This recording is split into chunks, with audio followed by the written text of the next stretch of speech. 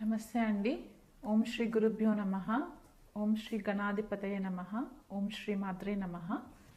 మీనరాశి వాళ్ళకి 2026 సంవత్సరం ఎలా ఉండబోతుందో చూద్దామండి. మీనరాశి వాళ్ళకి రాశిలోనే శని సంచారం జరగడము, వ్యయంలో రాహు సంచారం జరగడము, షష్టంలో కేతు సంచారము, చతుర్థంలో గురు సంచారము జూన్ 2వ తారీఖు వరకు, జూన్ 2వ తారీఖు తర్వాత పంచమంలో సంచారం జరగడము అక్టోబర్ 31 వరకు, అక్టోబర్ 31 తర్వాత మళ్ళీ షష్ఠ స్థానంలోకి గురు సంచారము కేతుతో కలిసి ఉంటుంది. కాబట్టి సో ఇలాంటి గ్రహగతుల్ని గనక మనము చూసుకున్నట్లయితే ఏళ్ళనాటి శని పీక్ పీరియడ్లో ఉన్నట్టు మనము పరిగణంలోకి తీసుకోవాలి మీనరాశి వాళ్ళకి. సో కొద్దిపాటిగా ఇంటెన్సిటీ అనేది ఎక్కువ ఉంటుంది. First half of the year అంటే జూన్ 2 వరకు కూడా మీకు కొద్దిపాటిగా డిస్టర్బెన్సెస్, కెరియర్కి సంబంధించి డిస్టర్బెన్సెస్, లేకపోతే కుటుంబ వాతావరణంలో కొద్దిపాటిగా డిస్టర్బెన్సెస్, తల్లి తరఫున కొద్దిపాటిగా ఇబ్బందులు రావడము, తల్లి ఆరోగ్యం పట్ల ఇబ్బందులు రావడము, భార్యాభర్తల మధ్య కొద్దిపాటిగా డిస్టెన్సెస్, ఇమోషనల్ డిస్టెన్స్ రావడం అనేది చాలా క్లియర్గా కనిపిస్తుంది. మీ ఆర్థిక పరిస్థితి కూడా కొద్దిగా క్షీణించడానికి కూడా ఛాన్సెస్ కనిపిస్తున్నాయి. కాబట్టి ఈ మీనరాశి వాళ్ళు వీలైనంత మట్టుకు ఏళ్ళనాటి శని ప్రభావంలో ఉన్నారు కాబట్టి కొద్దిపాటిగా శనికి ప్రతి శనివారం కూడా మీరు శనికి తైలాభిషేకం చేసుకోవడము, అలాగే శివాలయం విజిట్ చేయడము, శనికి సంబంధించి స్తోత్రాలు పారాయణం చేసుకోవడము, వీలైనంత మట్టుకు మెడిటేషన్ ప్రాక్టీసెస్ చేసుకోవడం వల్ల మీకు కొద్దిగా మెంటల్ పీస్ రావడానికి ఆస్కారం ఉంటుంది.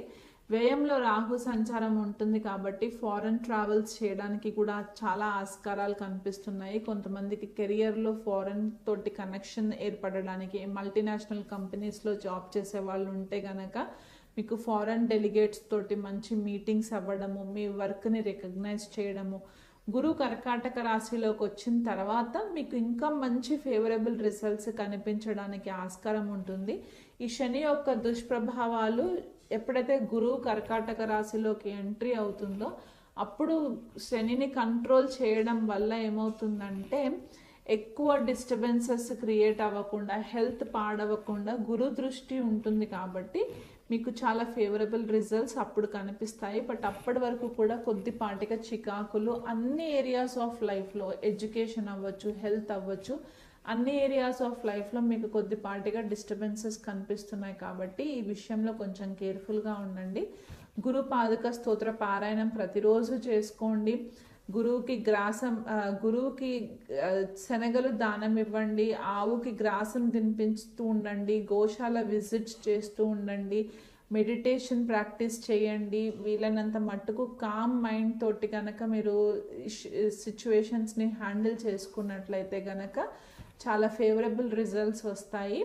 అలాగే వీలు కుదిరినప్పుడల్లా మీరు సముద్ర స్నానాలు చేసుకున్నట్లయితే కూడా మీకు కొద్దిపాటిగా రిలాక్సేషన్ ఉంటుంది. ఎందుకంటే మీనరాశి మనకి సముద్రంతో కనెక్ట్ అవుతుంది కాబట్టి మీరు కనీసం 3 నెలలకు ఒకసారి లేకపోతే 4 నెలలకు ఒకసారి అయినా సరే సముద్ర తీరంలో ఉండే సముద్ర స్నానాలకి వెళ్ళినట్లయితే, లేకపోతే నది స్నానాలకి వెళ్ళినట్లయితే కూడా ఈ ఇమోషనల్ క్లెన్సింగ్ అనేది అవ్వడానికి చాలా ఎక్కువ కనిపిస్తూ ఉంటుంది. కార్మిక్ రిలేషన్షిప్స్ ఏవైనా గనక మీకు ఇది వరకు ఇబ్బందికరంగా ఉన్నట్లయితే గనక అవన్నీ కూడా ఈ ఇయర్ ఎండ్ అవ్వడానికి ఛాన్సెస్ కనిపిస్తున్నాయి. కాబట్టి ఆ విషయంలో కూడా మీకు కొద్దిగా పాజిటివ్గానే ఉంటుంది. అంటే మెంటల్ డ్రైన్ అవ్వకుండా ఒక కొలిక్కి తీసుకొచ్చి ఆ ఇష్యూస్ని క్లోజ్ చేయడానికి కూడా మీకు ఫేవరబుల్గా కనిపిస్తుంది. సో సముద్ర తీరాన ఉన్న సముద్ర స్నానాలు కానివ్వండి, నదీ స్నానాలు కానివ్వండి, ఇవి రెగ్యులర్గా చేసుకునే ప్రయత్నం చేసుకోండి. అండ్ ప్రతి పౌర్ణమికి కూడా లలితాదేవి సహస్రనామాలు కనుక మీరు చదువుకున్నట్టయితే చంద్రుడి వెన్నెల్లో కూర్చొని ఈ శని యొక్క దుష్ప్రభావాలు కూడా మీ పైన రాకుండా, నెగిటివిటీ రాకుండా ఉండడానికి కూడా ఆస్కారం కనిపిస్తుంది. శని సంచారం గనక చూసుకున్నట్లయితే జనవరి మొదటో తారీఖు నుంచి కూడా మనకి శని పూర్వభాద్ర నక్షత్రంలో సంచారం చేస్తూ జనవరి 20వ తారీఖున ఉత్తరభాద్ర నక్షత్రంలోకి సంచారం జరుగుతుంది మీనరాశిలో. అలాగే మనకి మే 11వ తారీఖున ఉత్తరాభాద్ర నక్షత్రం నుంచి రేవతి నక్షత్రంలోకి సంచారం జరుగుతుందన్నమాట శనికి.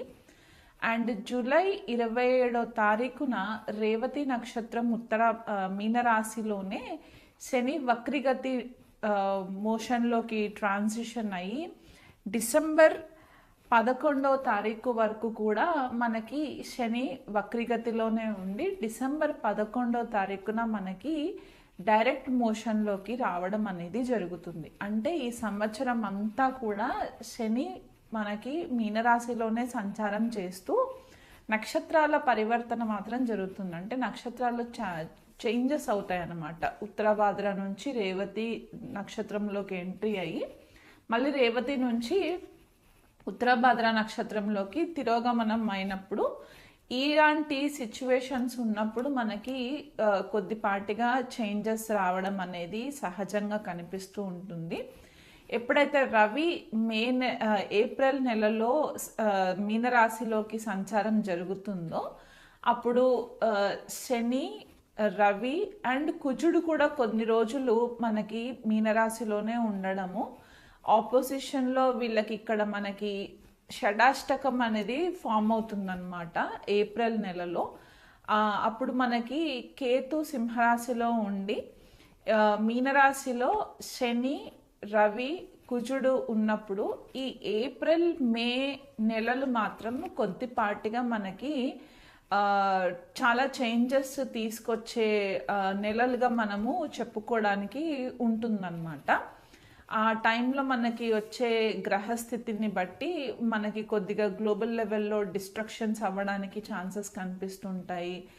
కొద్దిగా వార్ లాంటి సిచ్యువేషన్స్, అంటే యుద్ధ వాతావరణానికి సంబంధించి సిచ్యువేషన్స్ రావడము, లేకపోతే సడన్గా కొద్దిపాటిగా ఏదన్నా స్కాండల్స్ బయటికి రావడానికి ఛాన్సెస్ ఉండడము, ఇవన్నీ కూడా మనకి ఈ పర్టిక్యులర్ టైం ఫ్రేమ్లో కనిపించడానికి ఛాన్సెస్ ఉన్నాయి. కానీ దానికంటే ముందు మనకి ఫిబ్రవరి, మార్చ్ అండ్ జూలై, ఆగస్ట్ సమయాలలో మనకి గ్రహణాలు కూడా ఏర్పడే పరిస్థితి కనిపిస్తుంది. కాబట్టి ఫిబ్రవరి 17వ తారీఖున మనకి యాన్యువల్ సోలార్ ఎక్లిప్స్ ఉంది. అంటే మనకి సూర్యగ్రహణం ఏర్పడుతుంది. ఈ సూర్యగ్రహణం మాత్రం మనకి ఇండియాలో కనిపించదు, వేరే దేశాలలో కనిపిస్తుంది, మనకి వెస్టర్న్ కంట్రీస్లో కనిపిస్తుంది. కాబట్టి మనకి సూతకం ఏం ఫాలో అవ్వడానికి అవసరం లేదన్నమాట. కాకపోతే మనకి మార్చ్ 3వ తారీఖున వచ్చే పాక్షిక చంద్రగ్రహణం మాత్రం మనకి ఇండియాలో కనిపిస్తుంది న్యూఢిల్లీ టైం ప్రకారం చూసుకుంటే. మార్చ్ 3వ తారీఖున వచ్చే చంద్రగ్రహణాన్ని బట్టి మనకి